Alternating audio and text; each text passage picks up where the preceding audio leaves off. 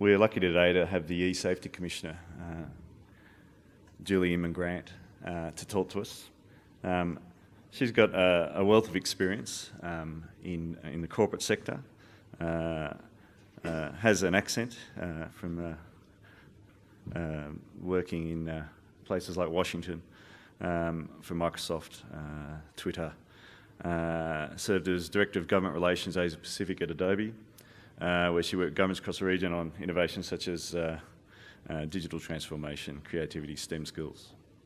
I know personally it's been a fascinating journey watching this team at the E-Safety Office take on their role in the last 2 to 3 years. 2 years? Well, it's coming up to 3. Coming up to 3. If you're not following them on Twitter, you should be, and looking at their website regularly, because the amount of resources they're producing and the content that we have accessible from this group, where there really was a dearth, you might say, prior to this organisation coming to the fore. So personally, I think it's a great resource, and I'm very, very pleased that Julie is here today to lead us through her role and how we need to help keep kids safe in our schools. So without further ado, I'd like you to join me in welcoming Julie Inman Grant, the E-Safety Commissioner. Thank you.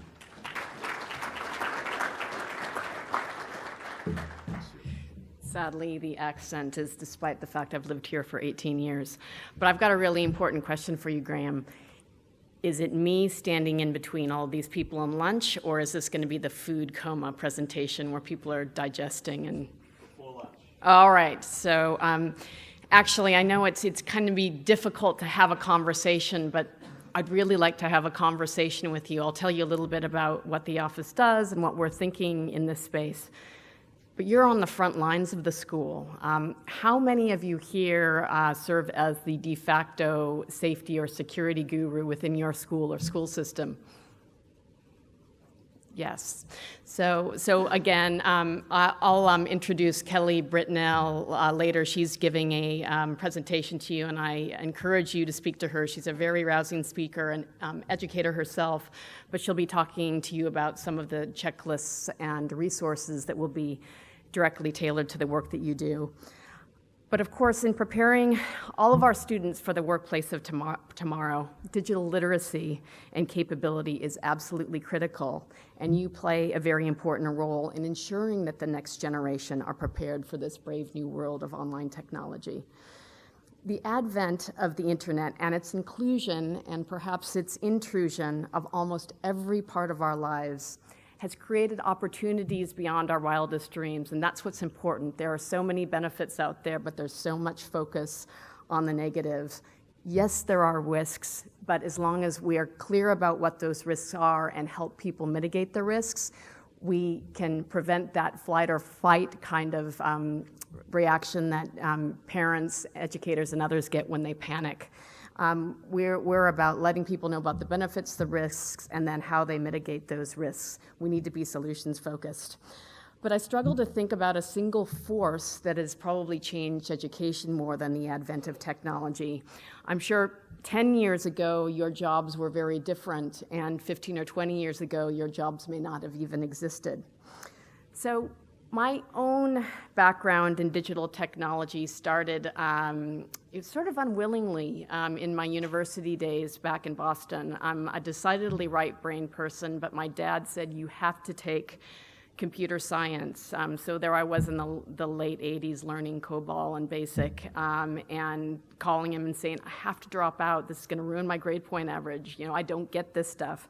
Anyway, he had me persevere. My grade wasn't as bad as I thought. And then I ended up in technology, the technology sector for 20-some years, as Graham said, with Microsoft for 17 years, and then Twitter and Adobe. But I'd always kind of worked on the social justice side of the business, if you will. So on security, privacy, safety, and working on shaping public policy. So, you know, working on issues like the Communications Decency Act in Washington, D.C. in 1996, and helping run the first online summit for children under the Clinton administration. So coming here to Australia 18 years ago and being able to continue working with law enforcement on issues like child sexual exploitation across Asia Pacific, and then having a role like this. Australia is the only government in the world that has an agency that's solely dedicated to the safety of its citizens. And of course, we started as the Children's E-Safety Commissioner back in July 2015. And in July of last year, Parliament expanded our remit to looking after all Australians, without any additional resources, I might add. So not a big jump in responsibilities, but we're stretched and we're busy. In fact, adult cyber abuse complaints have now outstripped our children's cyberbullying complaints, and I'll talk to you a little bit more about that. But thank you for everything that you do. Let me just talk a little bit about the role we play at the eSafety Office. So as I said, we're coming up on our 3-year anniversary. The first eSafety Commissioner was Alistair McGibbon. I took on this role in January of last year. And we were really set up, actually in the wake of, you probably remember the devastating suicide of Charlotte Dawson, who of course was an adult. And there was a big petition that was sent to the government, and this was their response, to build a cyberbullying scheme that serves as a safety net, but to help children initially, children under the age of 18. It's the only such legislated scheme in the world, and the way it works is if a child experiences serious cyberbullying, and the definition is very broad, so seriously harassing, seriously intimidating, it's seriously menacing. If they report it to a social media site, because we know that's the most expeditious way to get content down, even as a government regulator, we don't have tools or eyes into the companies that take down mechanisms. If that's not taken down, they can come to us. And thus far, we've taken down serious cyberbullying content for 780 young people that otherwise wouldn't have had that content taken down. So we have 100% compliance rate, working directly with all of the major social media sites, from Instagram to Facebook, Snap, Google. We've just brought on some gaming platforms, including Roblox and Yubo. We have another one to announce. And of course, gaming is an area, it's meant to be interactive, and what we're really talking about is bullying doesn't just happen on social media sites. It's any technology platform that facilitates interaction or has a chat function, and we know in gaming, whether you're talking Minecraft or Roblox or Fortnite, these are unmoderated chats, and I'll share with you some research that we just announced today that showed us that 1 in 4 young Australians from the ages of 8 to 17 have had unwanted contact from a stranger online. So we serve as a safety net. This survey that I mentioned, I think I've got the research here.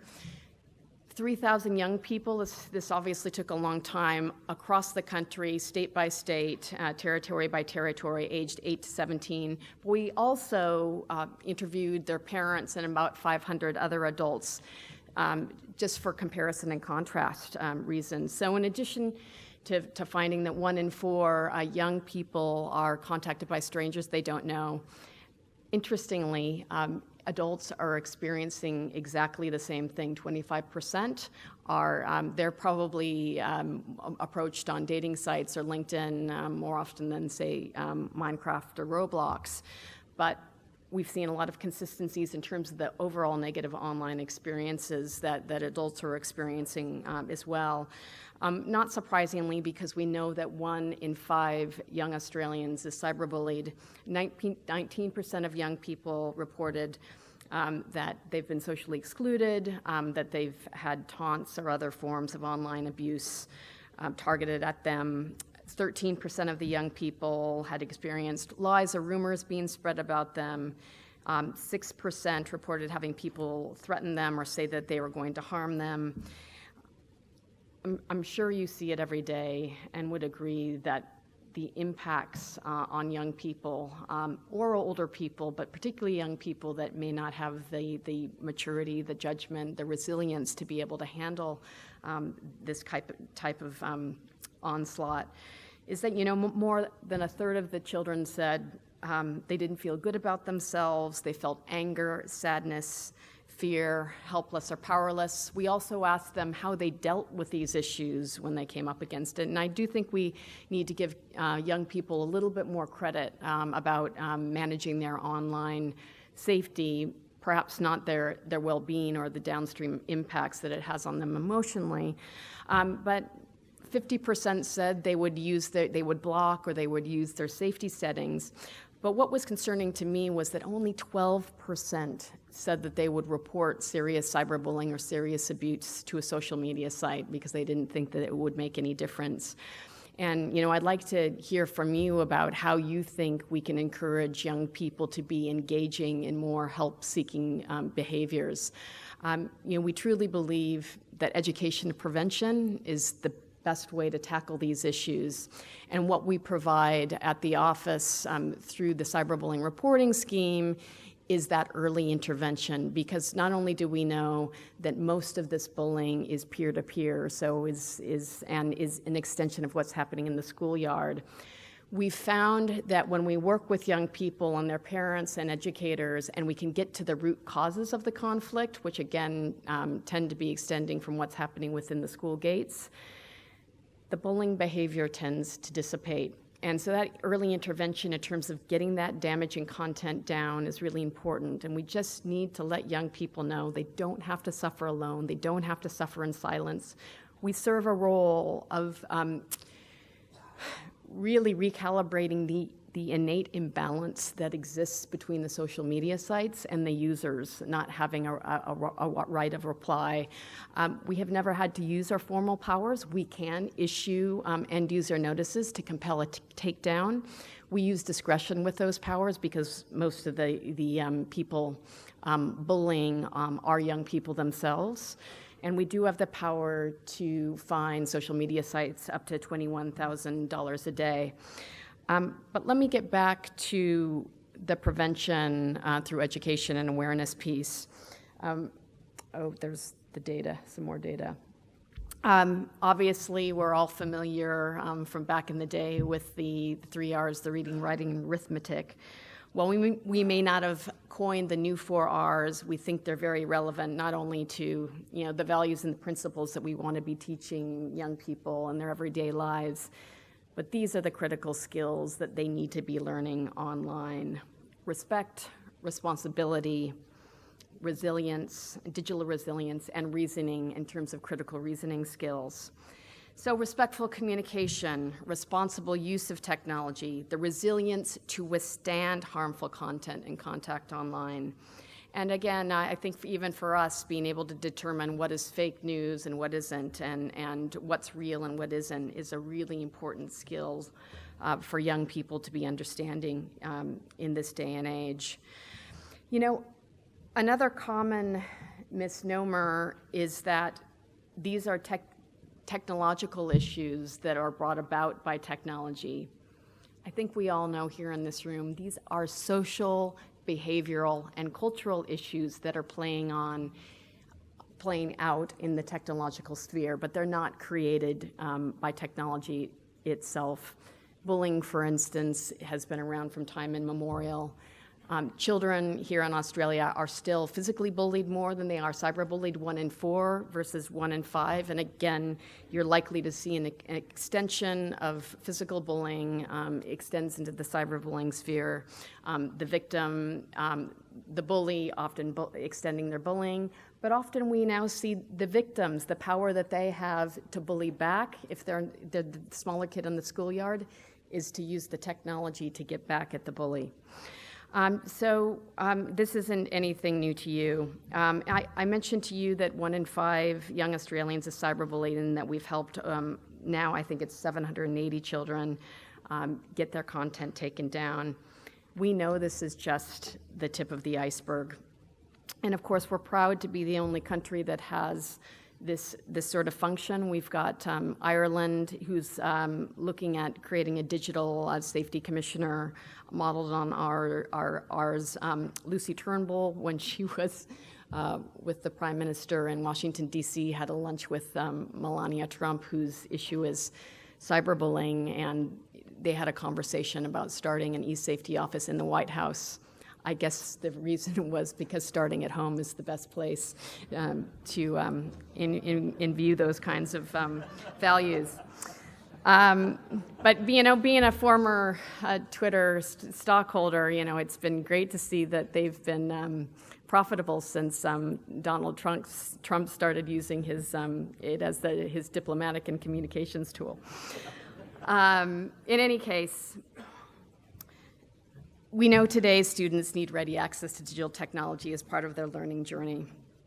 And any device can be used as a measure of perpetuating cyberbullying, but I don't think we can demonize the technology itself. I was doing a radio interview today with one of the foremost psychologists who is a common pundit, talks about cyberbullying and truly believes that we should be criminalizing more of this behavior. Now, I think there are laws on the books that will criminalize cyberbullies, and we've seen police recently use it this month up in Queensland against a 13-year-old who was menacing another on Snapchat.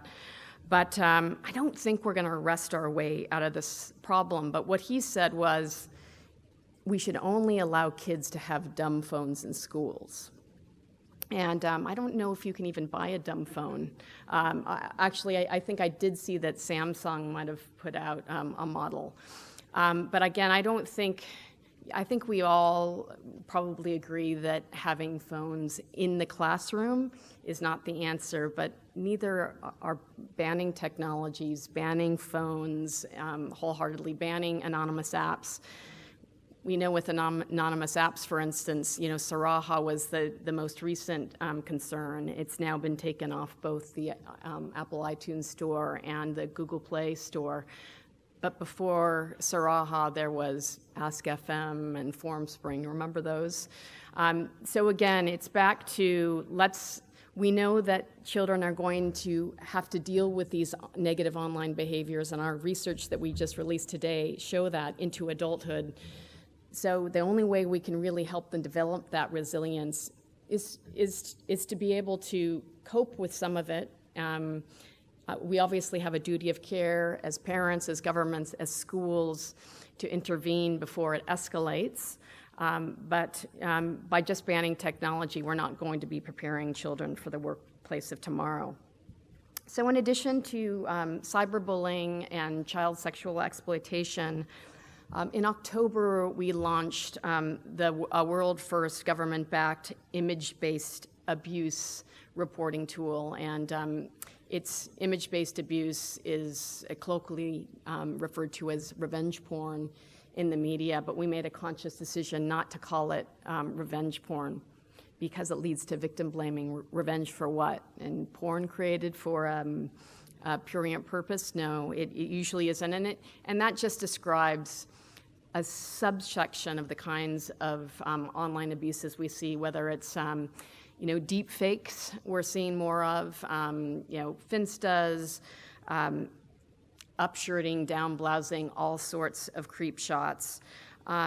So as you can imagine, while these are two different reporting mechanisms, as is our cyber report line where we take in the anonymous reports around child sexual abuse material and pro-terrorist content, we're seeing an intermingling of these different kinds of abuses and crime types. So for instance, 15% of the cyberbullying reports we've had into our office have to do with sexting gone wrong, which is image-based abuse. But most of these, the kids in these photos are under the age of 18, which makes it child sexual abuse material. So we have 3 separate teams that are working together, triaging, and depending on the circumstances, addressing accordingly. But we know based on research, because everything we do at the eSafety office in terms of developing our materials and our tools and the way that we approach citizen services is research-based. We have an in-house research team. 1 in 10 Australians has been the victim of some form of image-based abuse. For women, it's 1 in 5 between the ages of 18 and 45. It's 1 in 4 for Indigenous Australians, and 1 in 3 for those of the LGBTIQ community and those with an intellectual disability. And sadly, only 1 in 4 of the victims that we spoke to take action against image-based abuse, with the majority, again, not thinking it will make a difference or anything, anybody will do anything for them. We've received about 180 reports since, which is a pretty high volume compared to cyberbullying. Since October, we've managed to, and 99.9% of the images that are on revenge porn sites are hosted overseas. And so using unofficial takedown powers and proving to the website administrators it's either violating the law or violating their own terms of services, these have been taken down. So we've had an 80% success rate. Even the mainstream porn sites, the Pornhubs, the X-Hamsters of the world have taken these down. It's that 20%, those rogue porn sites. In fact, one was just taken down on IB, which hosted the infamous Aussie Sluts. Basically, it was an image board where young school boys were trading young schoolgirls' images like they were footy cards. As we all know, we may be playing a game of whack-a-mole. The website administrators were found and arrested in the Netherlands, but that doesn't mean that they won't set up using relay servers or other technologies elsewhere. So each case we get is unique and complex and very labor-intensive. There's legislation that's pending in the Parliament right now, which will give us more official powers to fine and to issue takedown notices. So, gosh, well, I'm just full of goodness and light, aren't I? Sorry. We are here to help. Again, I know you are dealing with this probably on a regular basis at the coalface. You probably have, every one of you probably has a horror story, and you've seen the devastation firsthand. And of course, there are some technological solutions that can help with this. That's our image-based abuse portal. I guess I shouldn't be clicking and talking myself. You'd think as a mom with 3 kids who works, and I'd be able to chew gum, talk, and click. 1 in 5 Australians experience image-based abuse. Image-based abuse is the sharing of intimate images without consent amongst young people. Imagine how you would feel if you felt naked everywhere you went.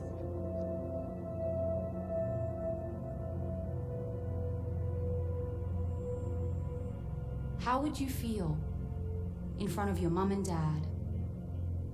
What if it was your trust that had been broken? What if it was you that felt naked? It is not okay to share intimate images without consent. If you or someone you know is impacted, there are things you can do. And what if it happened to you? Yes, you. Image-based abuse is never okay. You can report image-based abuse at esafety.gov.au/image-based abuse. So I should have mentioned before I hit play that, again, everything that we do is bolstered through education and awareness materials. This is one of 3 videos that we'll be putting out nationally through TV and on digital billboards around the country. Again, just letting people know that we exist as a fledgling organization, only being 3 years old. I think only about 30% of teens that we spoke to knew about the esafety.gov.au website, and only 10% knew that there was an e-safety commissioner. So we're really working hard at driving awareness, and with a lot of the videos that we create, and there's another one that we just won a gold award for internationally around resilience. We also offer curriculum materials and lesson plans as a way for teachers or others to be able to use in classroom settings. We try not to answer all of the questions. We want kids to be thinking about how they would solution some of these issues themselves. But Kelly, again, will be talking a little bit more about that. And just so you don't think that I'm that wowzer that's wagging her finger talking about online pornography, I did want to mention it because I know it's something that's on a lot of parents' minds, and the government asked my office to form an expert committee to look at the issues, what are some of the potential solutions, and make recommendations to government in terms of how to address the issue. And it was a great learning experience for me, particularly having 3 young kids, six-year-old twins and 12-year-olds, that, the average age that a young Australian boy accesses online pornography is 13, and for girls that it's 16. But that the pornography that's readily available on the internet now isn't the penthouse that we all stole from Dad's sock drawer. It's extreme, it's violent, rape and asphyxiation.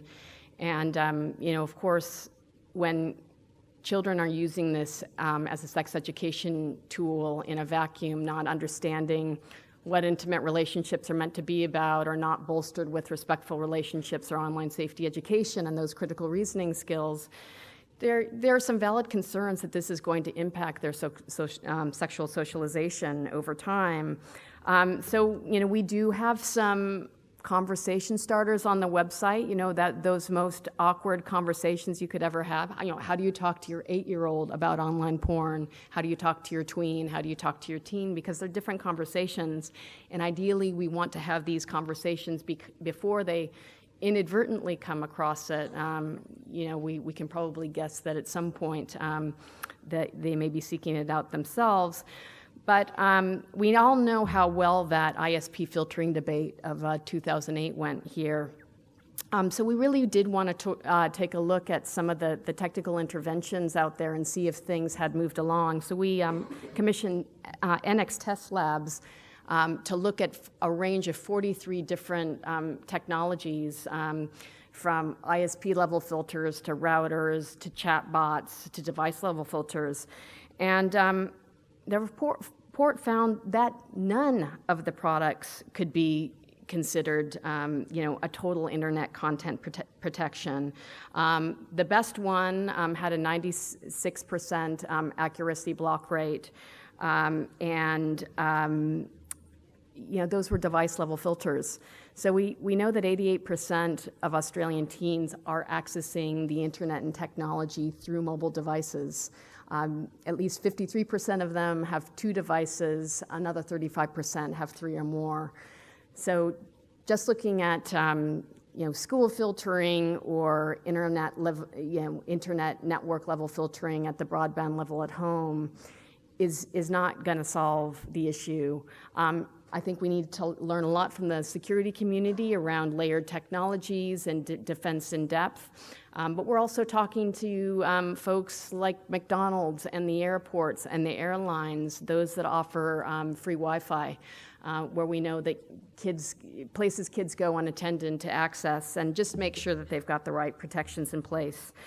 But again, all of these issues, technology can have a role in helping to protect and facilitate, but we can't be complacent and expect that technology is going to be the entire answer for what are ultimately social, cultural, and behavioral issues. The one thing that I've really wanted to do, and I'm getting ready to close, you'll be pleased to know, is to again learn from the the Security and Privacy Committee communities about encouraging companies to incorporate safety by design through their software development processes. It shouldn't require the live streaming of more than a dozen rapes, murders, and suicides for a responsible internet company to hire 300 moderators after the damage has been done. We need companies to be thinking about how their platforms might be misused and to build protections into those technologies before they come to market.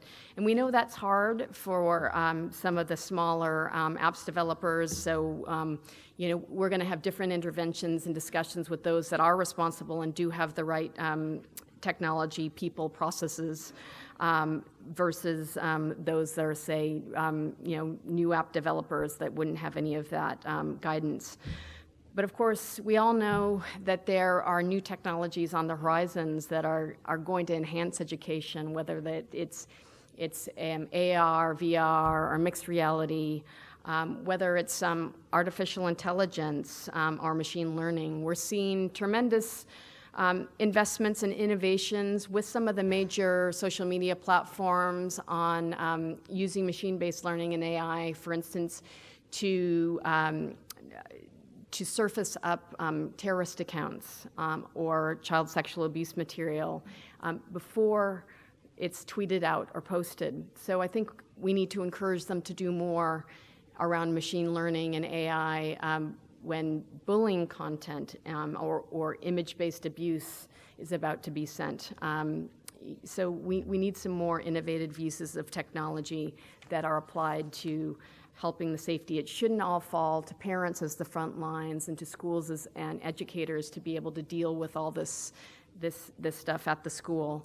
I mean, I'm sure most of you have BYOD policies or frameworks in place, whether it's an eSmart framework or another framework, but a policy and a framework is as good as is enforced, and that the students know about it, and that it can be enforced.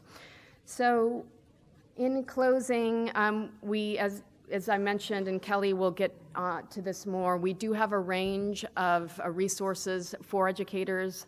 We have on our esafety.gov.au, all of our content is also separated out by audience as well as abuse type. So under the education sector, we do offer virtual classrooms. We've reached about 240,000 young people. It's live and interactive. There's a chat function, so questions can be asked. We know it is an ideal. We also run the Certified Provider Program. So many of you may have had outside presenters come into your schools. There are about 33 organizations and 140 presenters that deliver a range of online safety training. We try and set some minimum standards, and I do hear a lot from principals that it helps to have that former cop or psychologist come in and to have a different voice to talk to the kids about what could happen online. So we work to support that. There's also, I think, good news coming out of reports like the Royal Commission report on child sexual abuse, which has said online safety education needs to be more comprehensively and consistently integrated into the national curriculum. And today there's a COAG meeting that was convened to look at solutions to cyberbullying. So some of the senior education officials from across the states and territories and at the federal level getting together to talk about what that might look like and what some of those school-based solutions might be. But again, I think I'll end there. I would love to hear from you in terms of what you're seeing at the coalface, what more we could be doing as an office to support your work, and any questions you might have. Thank you.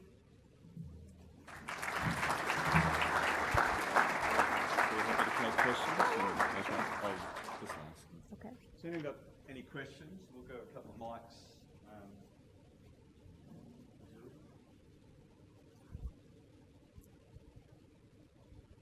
It was that rousing, was it? No, there's 2 hands. I'm just a slow walker.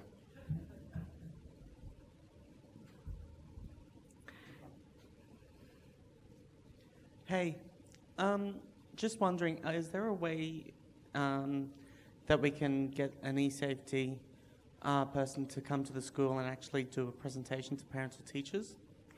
Yes. No. Kelly, the person who does that. Kelly, what should be my answer there? I'm joking because we are a very small government office. We are constrained. So one of the ways that we have tried to scale our efforts is through virtual classrooms. I'll answer this one because I have to deal with this on a daily basis. Thankfully, it doesn't get to Julie. We'll just freely offer her up. We just started this week, actually, or was it last week, a new teacher professional learning program, 3 webinars. I think at the moment we have organised for about 27 sessions. The first ones are being fully subscribed to. This is the way that we can scale.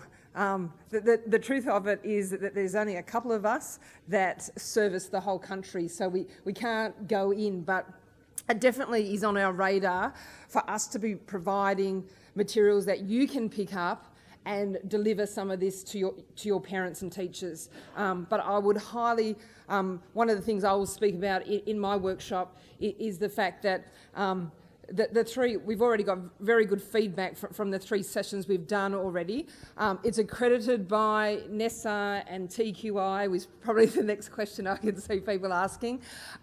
So it is 3 webinars. Each webinar is 1 hour, followed by a short quiz to acknowledge that you've actually listened for 3 hours, and then it gets the accreditation. So that's what we can offer at the moment. We're not going to overpromise and under-deliver. So that's the answer. Yeah, and again, looking at more pre-service teacher training resources. We are at a really great time where I think as more new teachers are coming into the workforce, they're au fait with technology. That doesn't mean they're necessarily prepared to deal with some of the conflict. Yeah. We do have time. So okay. You happy to take that? Sure. David Soder? Yep, David Sutter, Central Coast Grammar School. Thanks a lot for your presentation. It's a similar kind of follow-up question, and that is, I was wondering how well resourced you were internally with experienced teachers producing these resources that go out to teachers, and if you're building that capacity, because it does seem to me like you've reached 240,000 now, but you've really got to scale out to 2.4 million, 5 million, whatever. And so I was just wondering what kind of professional teaching resources you had in there developing these for teachers. Yes. Well, again, Kelly runs that team. We've got we call it parent, youth, and education team. So we've got about 4 teachers right now developing that content. We have youth advisors and other content specialists. We're very small. We're seeking more funding. We're hoping through the Royal Commission process so that we can scale out. We have a range of education resources for both elementary and secondary. We've got some fact sheets that are actually mapped to different elements of the curriculum. We've looked at where there are gaps, and again, we're working cross-government and across the country to see how we can scale that up and work through the different state departments of education, as well as the independent schools, the Catholics, and in the public schools. And on that, Kelly is in here after lunch doing the workshop. So, David, you might want to come in there as well. Someone else had a question? Yep. Can I ask No? what you Yeah, guys, got a question what's here. keeping you up at Statement. night? Oh, sorry. Kelly couldn't see. No? Just to comment on extending the reach of the eSafety Office. New South Wales Independent Schools and Queensland have been running a dual network for 5 years now. We've been doing webinars for classrooms from the eSafety Office for 4 years now, and we continue to do those. We've been running probably 5, 6 or 7 of those a year, and multiple classrooms come in and take your virtual classroom experiences. So that continues. That's the ISDCN network. Okay, thank you, Ian. We'll take that as a comment. Jenny Luca. In answer to your question about what keeps me up at night, it's young people's exposure to pornography, and it's not me sitting up at night watching that. It's me being concerned about the effects of that and the ramifications of that on young people's sexual lives, and what, in particular, young women are going to encounter, perhaps, if there's young men seeing this, what's perceived as a normal sexual experience when it's actually not.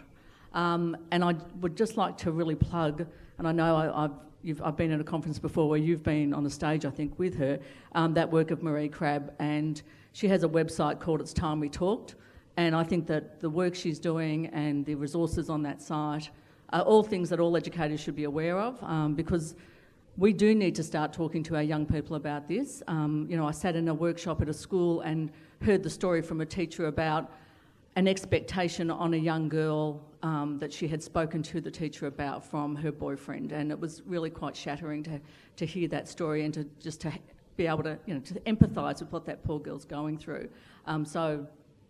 Perhaps people need to look at that too. Absolutely. Maury was on our expert panel. She's created really world-leading materials on this. A lot of her feedback was around how we incorporate this more consistently into the curriculum. I mean, we all remember teachers who inspired us and teachers who don't. If you're not comfortable teaching this kind of material, and you have to be trained in the right way to know what's happening and how to talk about it, it's probably not going to resonate with young people. But I think, we're all feeling the after effects of the Safe Schools debacle as well. And we just really need to get some cut through because, as you say, if we don't incorporate respectful relationships and online safety education and these critical reasoning skills that you need to tell that these are actors, and she's not enjoying that violent experience, it will impact their sexual socialization down the track.